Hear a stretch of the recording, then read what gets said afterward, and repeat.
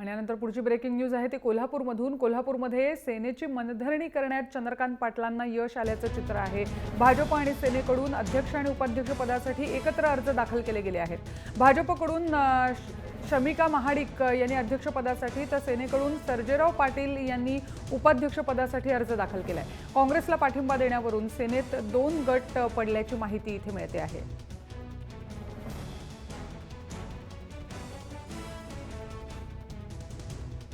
कोल्हापूरमध्ये मात्र भाजपच्या विरोधात जाण्याचा सगळ्या विरोधकांनी एकत्र येण्याचा जो प्रयत्न आहे तो फसल्याचा दिसतोय, कारण इथे शिवसेना ही भाजपच्या बाजूने गेली आहे।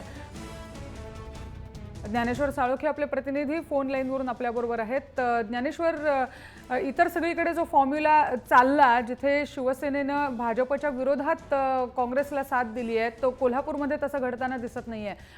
काय मुद्द्यावरून हे 2 तट शिवसेनेत पडले? रुजुता बरोबर आहे, कारण शिवसेनेनं अचानकपणे युटर्न घेतल्याचं आपल्याला या ठिकाणी पाहायला मिळते। खरं तर शिवसेनेनं या अगोदरच गट नोंदणी जी करायला पाहिजे होती ती गट नोंदणी केली गेलेली नव्हती। त्यामुळे शिवसेनेच्या सदस्यांना व्हीप लागू होत नाही। त्याचा फायदा जे आहे ते शिवसेनेच्या स्थानिक नेत्यांनी घेतल्याचं आपल्याला पाहायला मिळते।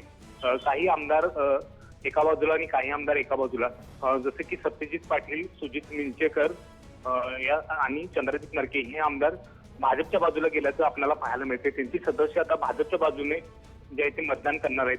आणि त्यातच आता भाजपचे उमेदवार शमिका महाडिक यांच्यासोबतच शिवसेनेनं उपाध्यक्ष पदासाठी सर्जेराव पाटील यांचा अर्ज भरलेला आहे। त्यामुळे ही दोघं जण आता एका बाजूनं निवडणुकीला सामोरे जाण्याचं चित्र आता पाहायला मिळते। त्याची संख्याबळी सद्यस्थितीत पाहता मॅजिक फिगर गाठून 37 इतकं झालेलं आहे। मॅजिक फिगर 34 आहे या ठिकाणी।